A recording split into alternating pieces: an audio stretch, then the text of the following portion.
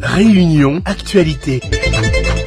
Bonjour à tous. À la une de l'actualité, notre invité aujourd'hui, ce sera le face-à-face de Charles L'Huillier. Il recevra Joé Bédier, qui est le maire de Saint-André. Il est également élu à la CIREST. Il va nous parler de son actualité immédiate, c'est-à-dire cette plainte qu'il a déposée pour détournement de fonds par rapport à la SPL estivale.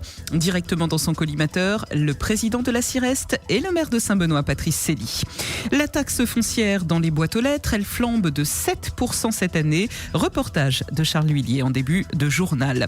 On parlera aussi de cette nouvelle drogue qui circule à La Réunion. Elle est mortelle. Une famille pense que leur cousin, décédé dimanche, en a été victime. Ensuite, des nouvelles présumées de l'affaire présumée d'agression d'un professeur au lycée du Tampon. 2 élèves risquent l'exclusion. Mardi, le dossier a été carrément donné à la préfecture. Et musique en fin d'édition. Retour sur l'émission d'hier, Freedom Notes invités, où nous recevions Jean-Roland Miquel. D'ailleurs, des invités, je vous le disais, on en a aujourd'hui.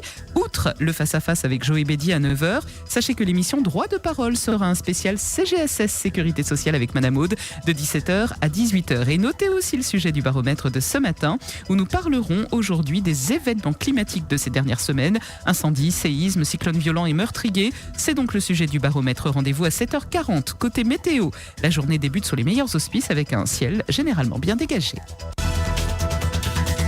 C'est donc ce matin à 9h que Charles L'Huillier reçoit Joé Bédier. Le maire de Saint-André sera l'invité de l'émission Face à Face. Au programme, les violences dans sa commune de Saint-André, la taxe foncière, le bilan à mi-mandat et surtout un thème d'actualité. Cette plainte contre X qu'il a déposée hier pour détournement de fonds publics. Cela concerne la SPL estivale, Charles L'Huillier.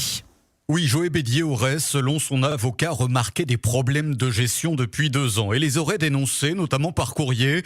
Aujourd'hui, le maire de Saint-André porte plainte pour des soupçons de malversation, dépenses excessives, opaques ou chèques sans justificatif, entre autres.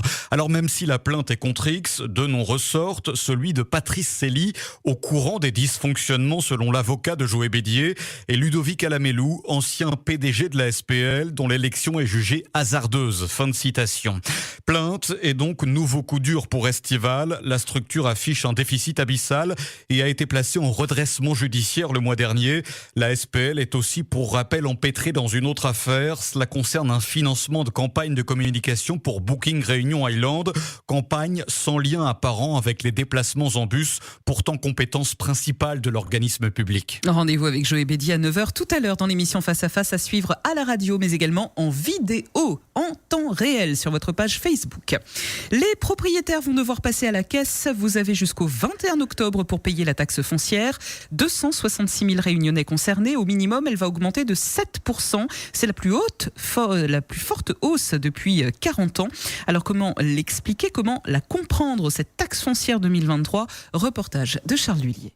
Chaque année, c'est la même chose, mais cette fois-ci, dans un contexte inflationniste, la hausse de cette taxe foncière fait encore plus grincer des dents. Je paye à l'année 1 700 € avec un salaire de SMIC. Une petite maison tout simple qui date depuis plus de 30 ans. On est écœuré. Où on va, je ne sais pas comment on va faire. 1 000 € pour une petite maison, petit casantol. La maison, le terrain que vous l'achetez ou la bâti, jamais les à vous, parce que tous les ans, il faut qu'ils payent. Il faut qu'ils serrent la ceinture, où ils mangent 1 repas par jour pour gagner payer. Ils coquent à nous tous, on l'a rasé. Au-delà de la colère, il faut comprendre la taxe foncière. Pour simplifier à l'extrême, seule une partie de son montant est décidée par la ville. Il s'agit du taux communal, ce qui signifie que votre mairie n'est pas forcément toujours responsable en cas de hausse, surtout que les villes de la Réunion se distinguent par une relative stabilité. Non, cette année, c'est surtout l'État qui fait grimper l'addition, explique Christelle Portier pour les finances publiques. Ces bases ont été revalorisées via un coefficient qui tient compte du niveau d'augmentation des prix à la consommation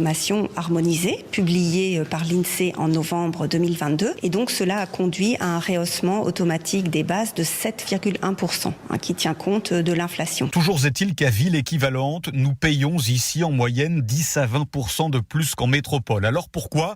Serge Hoireau, président de l'Association des maires de la Réunion, explique que les charges de personnel sont généralement plus élevées dans nos communes. Il y a aussi, je dirais, la libre appréciation de chaque maire par rapport à son budget. Par exemple, une partie de notre personnel touche les 53%. Il n'existe pas en métropole. Il nous faut des recettes supplémentaires pour pouvoir payer nos agents. Et puis, dans certaines collectivités, il y a plus d'agents qu'il n'en faut. Une taxe foncière qui, en l'espace de 10 ans, a augmenté en moyenne de 30% dans les villes françaises. Et sur notre antenne aussi, vous nous faites part de votre inquiétude. La taxe foncière, elle ne fait qu'augmenter ces dernières années. Augmentation d'ailleurs qualifiée d'injuste par ses auditeurs. Moi, je voulais dire aux Saint-Andréens de bien regarder la taxe foncière de Saint-André, sur la commune de Saint-André, a augmenté de plus de 10%.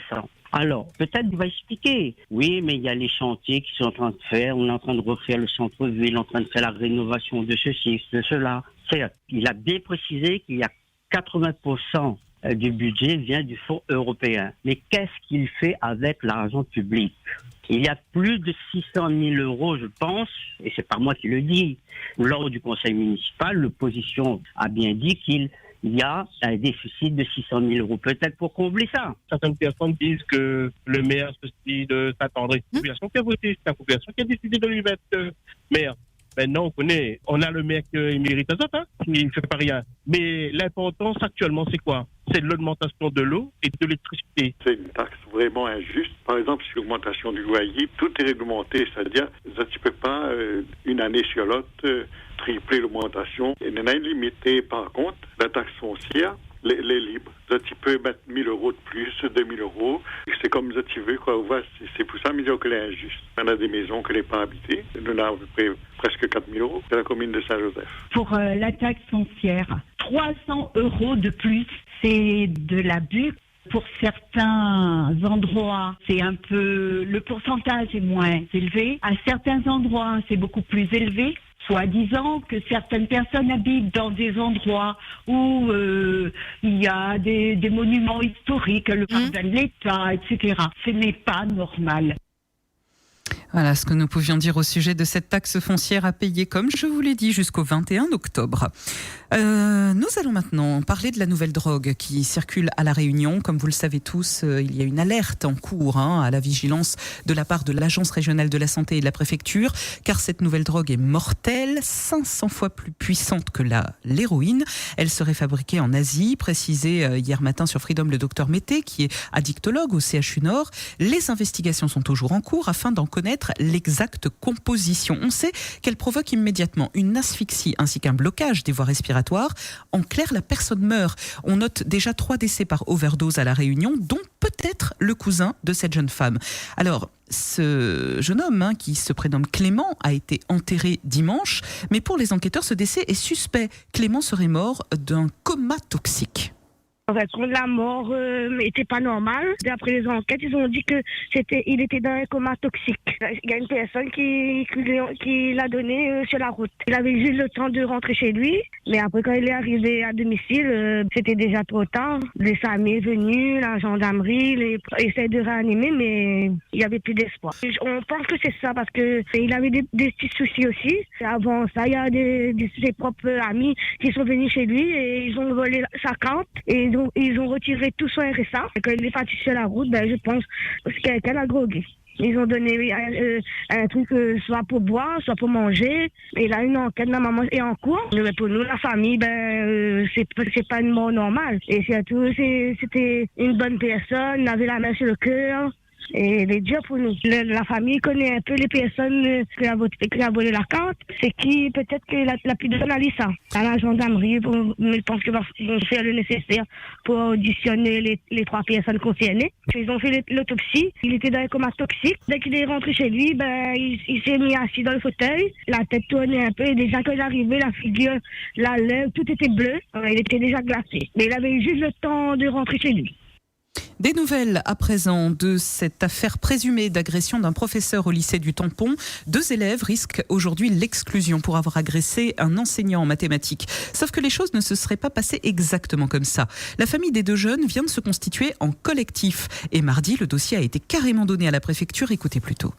Une requête et une demande dans l'urgence pour protéger ces 2 jeunes qui sera peut-être bannis du lycée. On jongle sur 2 mots, altercation, agression. On voit qu'il y a quand même anguille sous roche sur les premières informations. Ce lycée a de gros problèmes au niveau interne. Je pense que là, ça a été quand même le coup de pied dans la fourmilière. Donc comment dire qu'ils préfèrent garder ce prof de maths-là, parce qu'ils n'ont pas d'autres profs de maths d'ailleurs, qu'ils préfèrent virer les deux autres. C'est des arguments où vous voyez bien que le chef d'établissement, son intérêt à lui, c'est le fonctionnement de son établissement envers et contre tout, et peut-être pas réellement si c'est vraiment passé avec les deux jeunes. Et c'est malheureux. Voilà ce que nous pouvions dire à propos de cette affaire qui est toujours en cours d'instruction. Les deux jeunes n'ont toujours pas été exclus, bien sûr, de leur lycée en attendant la poursuite de cette enquête interne. O-News Radio sur outremernews.fr.